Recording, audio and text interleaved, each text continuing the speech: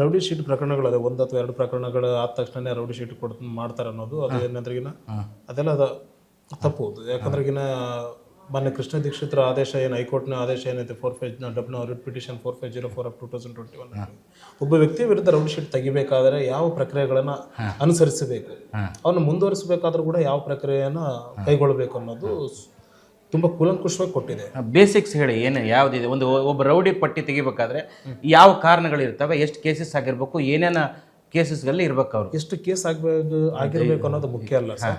ಒಂದು criminal activities ಅಲ್ಲಿ ನಿರಂತರವಾಗಿದ್ದು ಅವನ ಮೇಲೆ ಬಲ್ಲವಾದಂತ ಮೆಟೀರಿಯಲ್ಸ್ ಇರಬೇಕು. ಆ ಮೆಟೀರಿಯಲ್ಸ್ ಇತ್ತು ಅಂತಂದ್ರೆ ಕೇಸ್ ಆಗಿರ್ಬೇಕು ಅನ್ನೋದು ಕಾನೂನಲ್ಲ. ಆ ಮೆಟೀರಿಯಲ್ಸ್ ಆಧಾರದ ಮೇಲೆ ರೌಡಿ ಶೀಟ್ ತೆಗಿಬಹುದು.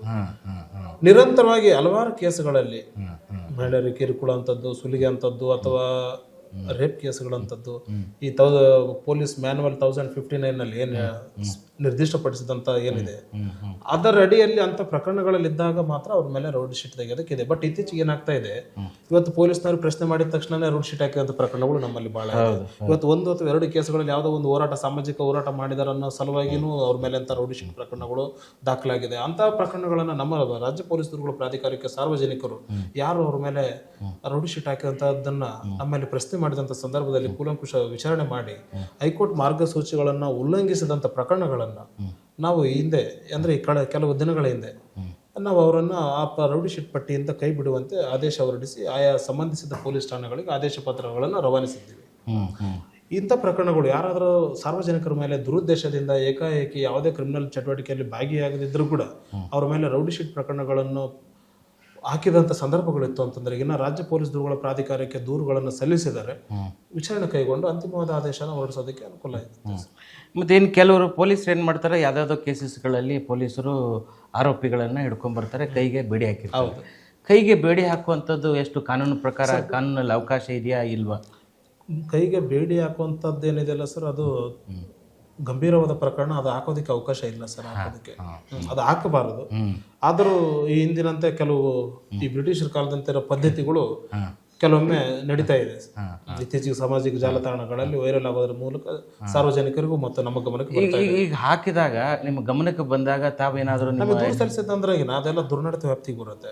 ಸೊ ಹಾಗಾಗಿ ನಾವು ಅಧಿಕಾರ ದುರ್ಬಳಕೆ, ದುರ್ನಡತೆ ಈ ಪ್ರಕರಣ ವ್ಯಾಪ್ತಿ ಬರೋದ್ರಿಂದ ನಾವು ವಿಚಾರಣೆ ಕೈಗೊಳ್ತೀವಿ. ಈಗ ನೀವು ಒಬ್ಬ ಸರ್ಕಾರಿ ಸಂಬಂಧಪಟ್ಟದ್ದು ಸದಸ್ಯರಾಗಿರೋದ್ರಿಂದ ನೀವು ಹೇಳ್ತಾ ಇದ್ದೀರಾ. ಮತ್ತು ಮೇಹಾಲ್ ಕೋರ್ಟಿಗೆ ಹೋದಾಗ ಅಲ್ಲೆಲ್ಲ ಲಾಯರ್ಸು ಮತ್ತು ACP DCP ಒಂದಿಷ್ಟು ಪೊಲೀಸರಿದ್ದರು. ಒಬ್ಬ ಕೈಗೆ ಕೊಳ ಹಾಕಿದ್ದು ಸರಿನಾ ತಪ್ಪ ಅಂತ ಕೇಳಿದ ತಕ್ಷಣ ಅವರು ತಕ್ಷಣವೇ ವಿದಿನ್ 5 ಸೆಕೆಂಡಲ್ಲಿ ಅವರು ತೆಗೆದ್ರು. ನಾನು ಒಪ್ತೀನಿ ಅದನ್ನು. ಏನಾದರೂ ಈಗ ನಾನು ಹೇಳ್ತಾ ಇದ್ದೀನಿ, ಅವನು ಆರೋಪಿ ಇದ್ದಾನೆ, ಅವ್ನು ಏನು ಕ್ರಿಮಿನಲ್ ಅಫೆನ್ಸ್ ಇದೆ ಅದು ಬೇರೆ ಇರುತ್ತೆ. ಕೈ ಕೊಳ ಹಾಕೋ ಬದಲು ಕತ್ತಿಗೆ ಕೊಳ ಹಾಕಿ ಅಂತ, ಅದು ಹ್ಯೂಮನ್ ರೈಟ್ಸ್ ವೈಲೇಷನ್, ಉಲ್ಲಂಘನೆ ಆಗುತ್ತೆ. ಆ ಥರ ಹೇಳಿದಾಗ ತೆಗ್ದ. ಈಗ ಏನು ಮಾಡ್ತಾರೆ ಅಂದರೆ ಜಡ್ಜಿನ ಹತ್ರ ಪ್ರೊಡ್ಯೂಸ್ ಮಾಡುವಾಗ ಮಾತ್ರ ಅದನ್ನು ಬೇಡಿ ತೆಗಿತಾರೆ. ಇಲ್ಲದೆ ಇರುವಾಗ ಜಡ್ಜ್ ಹತ್ರ ಪ್ರೊಡ್ಯೂಸ್ ಮಾಡ್ತಾರೆ ಅಂದಾಗ ಬೇಡಿ ತಗೊಂಡು ಹೋಗಿ ತೋರಿಸ್ತಾರೆ. ಇಲ್ಲದೆ ಇದ್ದಾಗ ಮಾಮೂಲಿ ಅದು. ಈಗ ಎಲ್ಲೇ ನಾವು ಯಾವುದೇ ಕೋರ್ಟಿಗೆ ಹೋದ್ರೂ ಇದೆ. ಈಗ ಇವ್ರಿಗೇನು ಹೇಳಕ್ ಬಯಸ್ತಾರೆ ನೀವು ಪೊಲೀಸರಿಗೆ? ಯಾವುದೇ ಆಗ್ಲಿಗಿನ ಮನುಷ್ಯನಿಗೆ ಮಾನವ ಹಕ್ಕುಗಳ ಉಲ್ಲಂಘನೆ ಆಯಿತು ಅಂತಂದ್ರೆ ಫಸ್ಟ್ ಮುಖ್ಯವಾಗಿ ಇರೋ ಕಾನೂನುಗಳನ್ನ ಬಳಸ್ಕೋಬೇಕು. ಆಮೇಲೆ ನಿರ್ಭೀತಿಯಿಂದ ಇರಬೇಕು.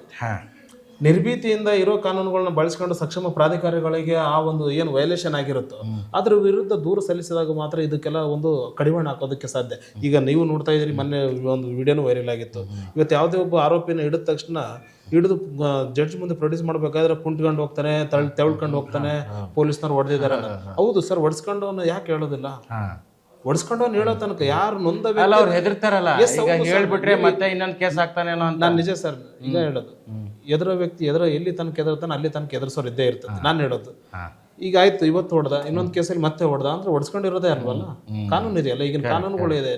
ನಾನು ನೊಂದ ವ್ಯಕ್ತಿ, ಬಾಧ್ಯ ವ್ಯಕ್ತಿ, ನನಗೆ ಆದಂತ ವೈಲೇಷನ್ ನಾನು ಹೇಳ್ದೇ ಇದ್ರೆ ನ್ಯಾಯ ಸಿಗೋದು ಹೇಗೆ? ನನಗೆ ಈ ತರ ಆಗಿದೆ, ಹಲ್ಲೆ ಆಗಿದೆ, ಮಾನವ ಹಕ್ಕುಗಳ ಉಲ್ಲಂಘನೆ ಆಗಿದೆ, ಕ್ರಮ ಕೈಗೊಳ್ಳುವಂತ ಸಕ್ಷಮ ಪ್ರಾಧಿಕಾರಗಳಿಗೆ ಅಥವಾ ನ್ಯಾಯಾಲಯಕ್ಕೆ ಹೋದಾಗ ಮಾತ್ರ ಇಂಥ ಪ್ರಕರಣಗಳನ್ನು ಸಂಪೂರ್ಣವಾಗಿ ಕಡಿವಾಣ ಹಾಕೋದಕ್ಕೆ ಸಾಧ್ಯ. ನಾವು ಕಂಪ್ಲೇಂಟ್ ಕೊಟ್ಟಾಗ ಕಂಪ್ಲೇಂಟ್ ತಗೋತಾರೆ, FIR ಮಾಡ್ತಾರೆ. ತಿರ್ಗಾ ಒಂದು ಫೇಕ್ ಕಂಪ್ಲೇಂಟ್ ಅನ್ನ ಅವ್ರ ಕಡೆಯಿಂದ ಅಪೋಸಿಟ್ ಕಡೆಯಿಂದ ಅವರಿಗೆ ಪ್ರಚೋದನೆ ಮಾಡಿ ಅವರಿಗೆ ಮಾಹಿತಿ ಕೊಟ್ಟು ಅವ್ರಿಗೇನೆ ಇದು ಮಾಡ್ತಾರೆ. ಈ ಥರ ಫೇಕ್ ಕಂಪ್ಲೇಂಟ್ ಲಾಂಚ್ ಮಾಡ್ತಾರೆ. ಅದಕ್ಕೇನು ದೂರ ಪ್ರಾಧಿಕಾರ? ಆಕ್ಚುಲಿ ಇತ್ತೀಚೆಗಿಂತ ಪ್ರಕರಣಗಳು ರಾಜ್ಯ ಪೊಲೀಸ್ ದೂರುಗಳು ಪ್ರಾಧಿಕಾರಕ್ಕೆ ಬರ್ತಾ ಇದೆ. ಒಬ್ಬ ದೂರುದಾರ ಕೊಟ್ಟ ತಕ್ಷಣ ಇಮಿಡಿಯೇಟ್ ಆಗಿ ಆರೋಪಿತರ ಜೊತೆ ಶಾಮೀಲಾಗಿ ಒಂದು ಪ್ರಕರಣ ಸುಳ್ಳು ದೂರುಗಳನ್ನು ಪಡಿತಾ ಇದ್ದಾರೆ ಅನ್ನೋಂಥದ್ದು ಹಲವಾರು ದೂರುಗಳಿದೆ ಸರ್.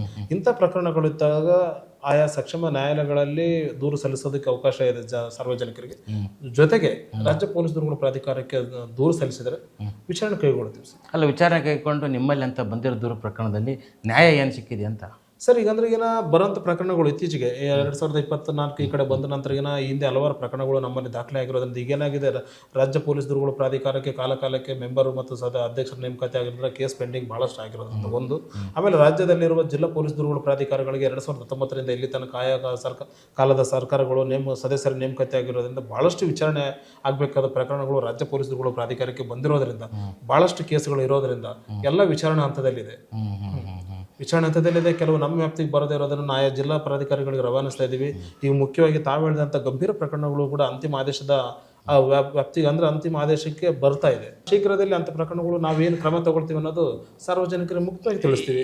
ಈಗ ನೀವು ರಾಜ್ಯ ಪೊಲೀಸ್ ದೂರು ಪ್ರಾಧಿಕಾರದ ಸದಸ್ಯರಾಗಿದ್ರೆ, ಈಗ ಜಿಲ್ಲಾ ದೂರು ಪ್ರಾಧಿಕಾರದಲ್ಲಿ ಎಲ್ಲಿರುತ್ತೆ ಜಿಲ್ಲಾ ದೂರು ಪ್ರಾಧಿಕಾರ, ಪೊಲೀಸ್ ದೂರು ಪ್ರಾಧಿಕಾರ? ರಾಜ್ಯ ಪೊಲೀಸ್ ದೂರುಗಳ ಪ್ರಾಧಿಕಾರ ಕರ್ನಾಟಕ ರಾಜ್ಯದ ರಾಜಧಾನಿ ಬೆಂಗಳೂರಿನಲ್ಲಿ ಸದ್ಯ ವಿವಿ ಟವರ್ನಲ್ಲಿ ಕೇಂದ್ರ ಕಚೇರಿ ಕಾರ್ಯನಿರ್ವಹಿಸಿದೆ. ಇದರಂತೆ ರಾಜ್ಯದಲ್ಲಿರುವ 31 ಜಿಲ್ಲೆಗಳ ಜಿಲ್ಲಾ ಪೊಲೀಸ್ ದೂರುಗಳ ಪ್ರಾಧಿಕಾರ ಆಯಾ ಜಿಲ್ಲಾ SP ಕಚೇರಿಯಲ್ಲಿ ಒಂದು ಪ್ರತ್ಯೇಕವಾದ ಕೊಠಡಿ ಕೊಟ್ಟು ಪ್ರತ್ಯೇಕ ಕಚೇರಿಗಳನ್ನು ಕೊಟ್ಟಿದೆ.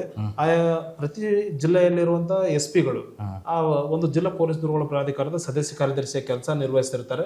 ಆಯಾ ಡಿಸ್ಟ್ರಿಕ್ಟ್ DC ಜಿಲ್ಲಾಧಿಕಾರಿಗಳು ಅಧ್ಯಕ್ಷರ ಕಾರ್ಯನಿರ್ವಹಿಸ್ತಾ ಇರ್ತಾರೆ. ಇದರ ಆಯಾ ಜಿಲ್ಲಾ ಕಚೇರಿ ಆಯಾ ಜಿಲ್ಲಾ SP ಕಚೇರಿಯಲ್ಲಿ ಇರುತ್ತೆ. ಈಗ ಯಾರಿಗಾದ್ರೂ ಡಿಸ್ಟಿಕ್ ಅಲ್ಲಿ ಏನಾದ್ರು ತೊಂದರೆ ಆದಾಗ ಜಿಲ್ಲಾ ದೂರು ಪ್ರಾಧಿಕಾರಕ್ಕೆ ಕಂಪ್ಲೇಂಟ್ ಕೊಡ್ಬೇಕಾಗಿರೋಂಥದ್ದು ಅಲ್ವಾ ಸರ್? ಏನಂದ್ರೆ ಇದರಲ್ಲಿ ರ್ಯಾಂಕ್ ಇದೆ ಸರ್. ರ್ಯಾಂಕ್ ಇದ್ರೆ ಅಂದ್ರೆ ಇಂತಿಂಥ ದರ್ಜೆ ಅಧಿಕಾರಿಗಳ ವಿರುದ್ಧ ಇಂತಲ್ಲೇ ಕೊಡಬೇಕು ಅನ್ನೋದಿದೆ.